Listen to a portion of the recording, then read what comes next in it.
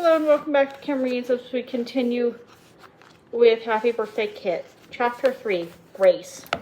Guess what? Sterling asked Kit one afternoon as she was scoring out the bathtub. We're going to have a new section of the almanac. What'll it be? asked Kit. Come downstairs, Sterling said, smiling. You'll see. Kit finished her cleaning and then went downstairs. The front door was open. Mother, Dad, Sterling, and Aunt Millie were standing outside gathering around a wooden crate. Dad grinned at Aunt Millie. You've outdone yourself this time, he said. Kit gasped. The crate was full of chickens. Live, squawking, white-feathered chickens. Kit kneeled next to the crate. Are they ours? She said. Yes, ma'am, said Aunt Millie. I swapped for them. Remember that bag of apples? I cut out the bruises, made pies, and traded them. You swapped pies for chickens? Asked Dad. Well, I threw in a few other things too, said Aunt Millie. Are we going to eat the chickens? Asked Kit, who had already fallen in love with the fat, noisy, clucking birds. Heavens, no, said Aunt Millie. We're going to sell their eggs. Who's going to sell their eggs? Asked Mother. Aunt Millie put one hand on Kit's shoulder and the other on Sterling's shoulder. My partner's here, she said. We'll go door to door selling eggs. Mother looked dismayed. The children will be selling eggs to our neighbors? She said, as if they were peddlers. Folks are always glad to buy fresh eggs, said Aunt Millie. She turned to Kit and Sterling. Come on, partners, let's get these hands settled. The sooner they're settled, the sooner they'll lay eggs, and the sooner we'll be in business. Sterling looked sideways at Kit. Chickens, he murmured. Kit grinned and nodded. That would be the name of the new section of Aunt Millie's Waste Not, Want Not almanac. Dad built a chicken coop behind the garage. Mother had put her foot down and insisted that the chicken coop must not be visible from the house. Of course, it was still possible to hear and often smell the chickens from the house. Kit knew this would distress Mother, who was not happy about the chickens in the first place. Kit heard her say to Dad, I do wish Miss Mildred had asked us before she hatched this chicken and eggs idea. Everyone else was delighted with the chickens, especially Kit herself. The chickens weren't very smart, but they were cheerful. They made Kit laugh the way they clucked so excitedly all day long. Kit enjoyed feeding them. She scooped out handfuls of feed from the cloth feed sack and scattered it on the ground. Often, as she fed the chickens, Kit felt like a farm girl living out in the country long, long ago. Sometimes it seemed to Kit that she was leading two completely different lives. One was at home with Aunt Millie and her quirky, economical country ways that Kit wrote about in the almanac. Her other life at school was entirely separate. Except for Ruthie and Sterling, none of Kit's classmates knew anything about her waste not want life at home. Kit wondered what they would think if they did. The weather, in spring's fickle way, turned cold and rainy. The rain was good news for the vegetable patch, which had a crude cut of green sprouts. But it was not good news for Kit and Sterling, who were planning to go on the very first egg-selling expedition this afternoon. The rain was not good news for Mother and Mrs. Howard either, because for the first time in a long time, the garden club ladies were coming for a meeting. Inviting the garden club ladies had been another of Aunt Millie's ideas. Mother was reluctant. She liked things to be just so for the garden club meetings. Of course, there had been no money or time for such fussing since Dad lost his job and the boarders arrived. The meetings could never be as fancy or elaborate as those in the old days. For one thing, Mother had sold a great deal of her good silver, but Aunt Millie had insisted they could still have a fine party. You leave it to me, she had said. I'll use energy instead of money. And sure enough, when Kit saw the room set up for the party, she knew that Aunt Millie had pulled off one of her amazing surprises. She had washed the best linen tablecloth and napkins to make them dazzle white, then starched and ironed them into stiff perfection. She had polished the one remaining silver candle holder until it gleamed. She made peach pies and apple pies that were works of art. No one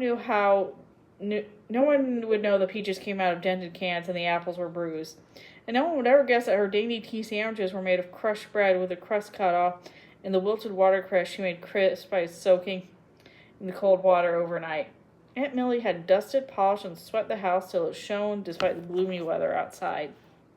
Mother and Mrs. Howard, who was quite perked up by the idea of a party, placed a gorgeous bouquet of irises from the garden on the table. Then Mother stood back to survey the whole room. "Miss Mildred," said Mother with a big, genuine smile, "thank you very much for everything you've done. It looks beautiful." "It's just a matter of making the best of what you've got," said Aunt Millie. She shooed Mother out of the room, saying, "You skedaddle now. Get yourself beautiful for your ladies." Then Aunt Millie turned to Kit and Stirling. "You two skedaddle too. Go sell those eggs. When you're done, come see me. I'll have some goodies for you from the party." So Kit and Stirling went out in the rain. Kit pulled the wagon while Stirling kept an eye out on the eggs. Aunt Millie had divided them in groups of 6, which was wrapped carefully in newspaper so that would crack or break. It was raining so hard that the newspaper was soon soggy. Kit tried not to jiggle the wagon as they walked around the corner up to the sidewalk of the Forst house. Kit rang the doorbell. "Yes?" asked the lady who came to the door. "Would you like to buy some eggs?" Kit asked. "How much?" the lady began. She stopped and stared at Kit. "Why, aren't you the little Kitteridge girl, Margaret Kitteridge's daughter?" she asked, peering through the rain. "What are you doing selling eggs? Where did you get them?" The lady's questions embarrassed Kit. She swallowed hard and said, "They're from our chickens. They're 25 cents a dozen." "Your chickens?" asked the lady. "It's come to that? Your family's raising chickens? In your yard?" Kit felt hot, the way she had in the grocery store. The lady made it sound as if her family had lost all dignity and sunk into humiliating poverty. Stirling glanced at Kit and then saved the situation by speaking up boldly. "Yes, the chickens live right around the corner," he said. "So, you know these eggs are good and fresh. How many do you want?" "Well, I'll take a dozen," said the lady. She carefully counted her money, took the eggs, and closed the door. Kit turned to Stirling. "Let's go to a street farther away," she said. "Okay," said Stirling. Kit could tell by the look in his gray eyes that he knew why she wanted to go where no one knew her. It was easy to sell the eggs, just as Aunt Millie had said it would be. People were pleased to buy fresh eggs delivered right to their doors at a price slightly lower than the price in the store. Kit soon had $1.25 in her pocket. And yet, as she and Stirling walked home, Kit felt tired and disheartened. She knew she shouldn't have felt ashamed by the First Lady's questions, but she was all the same. A drop of rain dripped off the end of her nose. Kit wiped it out with her hand, which was also wet. Everything was miserable and discouraging because of the leaden sky and dreary rain. Then on the sidewalk ahead, Kit saw a muddy brown lump. She stopped.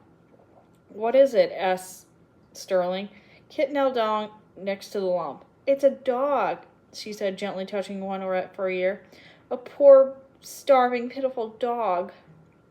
According to a string around the dog's neck was a soggy piece of paper with a white message on it. The rain had blurred the writing so that the words had inky tears dripping from them, but Kit could read, "Can't feed her any more." The dog sighed and looked at Kit as if the saddest eyes she had ever seen. Then went straight to Kit's heart, making her all about her own hurt feelings. "Stirling, this dog's been abandoned," she said. "We've got to bring her home and feed her." Stirling didn't hesitate. "Let's put her in the wagon," he said. "Aunt Millie will know how to save her." "Come on, old girl," Kit said softly as she and Stirling awkwardly lifted the dog into the wagon. The poor creature looked like a bag of bones and fur with short hind legs folding beneath its stomach, its long, forlorn face resting on its muddy front paws and droopy ears puddled around its head. The dog did not move or whimper the whole time Kit pulled the wagon home, not even lift its head when Kit stopped outside the screen door. Stirling went into the kitchen and brought Aunt Millie outside. "You've got to help Aunt Millie," said Kit. "We think she's starving." "Heavenly day," said Aunt Millie. She bent down to examine the doll. "You children did the right thing rescuing this poor dog. She's a sorrowful sight now, and I don't suppose she'll ever be a beauty, but she's a fine old hound. Not a thing wrong with her that food and loving care won't cure. She'll be a good guard dog for us and will more than earn her keep." Aunt Millie stood up and said briskly, "Put her in the garage. Keep her up there until your mother's party is over. I'll rustle up some scraps and bring them out as soon as I can. Later we'll bathe her." As Kit and Stirling pulled the wagon to the garage, several things happened at once. The rain stopped, the clouds parted, and the sun shone at last. Mother and the garden club ladies came outside. They stood on the terrace to admire the azaleas, which looked pretty heavenly with the raindrops sparkling on their delicate, colorful petals. The chickens were drawn outside by the sunshine, too. They emerged from their coop, strutting and clucking with enthusiasm, to peck in the mud for worms brought up by the rain. At the sound of the chickens, the dog suddenly lifted up its nose and sniffed the air.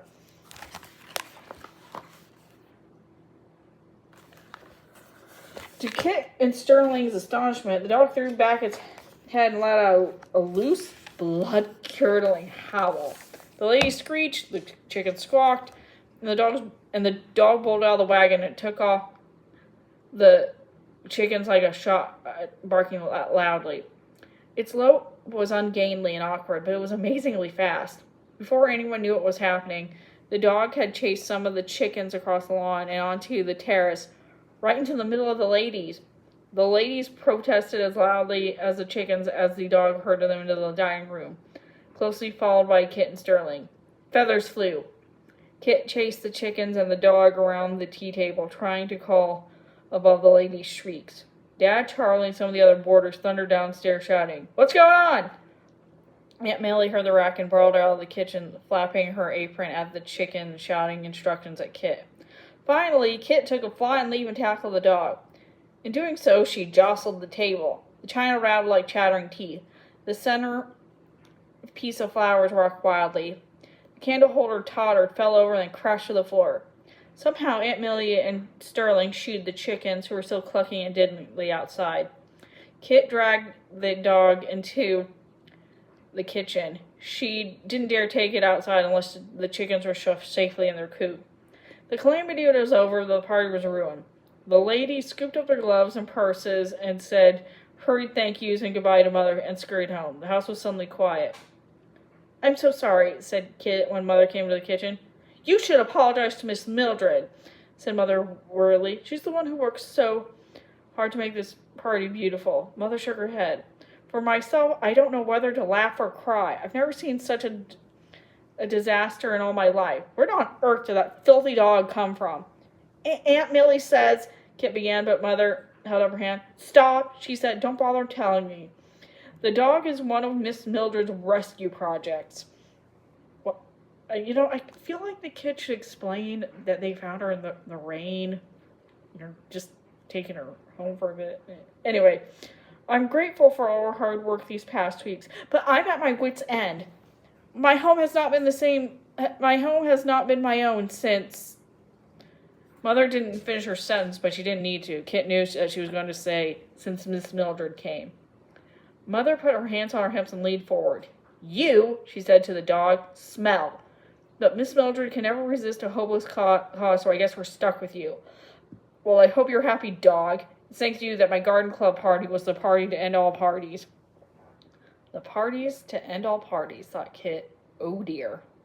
After Kit and Aunt Millie cleaned up the party mess, they bathed and fed the dog. Then they went upstairs to the attic together. Kit brought the dog along. She was afraid to let the dog out of her sight for fear of what the animal might do. Of course, the dog looked sweetly peaceful and serene now. It rested its head on Kit's knee and looked up at Kit with trusting, loving eyes. "Aunt Millie," said Kit, "I'm sorry the dog ruined the party." "Nothing was broken," said Aunt Millie, and the ladies had already eaten all the refreshments, so nothing was wasted. The dog just provided a rather spectacular ending to the party. "Mother said it was the party to end all parties," said Kit. She sighed deeply. "There now, Margaret Mildred," Aunt Millie said. "Sigh no more, as Shakespeare would say. Tell me what's on your mind." Kit went to her desk and took out a picture of the Robin Hood birthday party out of the drawer. She showed it to Aunt Millie. "I really wanted a birthday party," she said, "this year, but I knew it couldn't be as fancy as the one in the picture, and I probably shouldn't want one at all. But Stirling and Ruthington said that wanting was the same as hoping, and that's always good."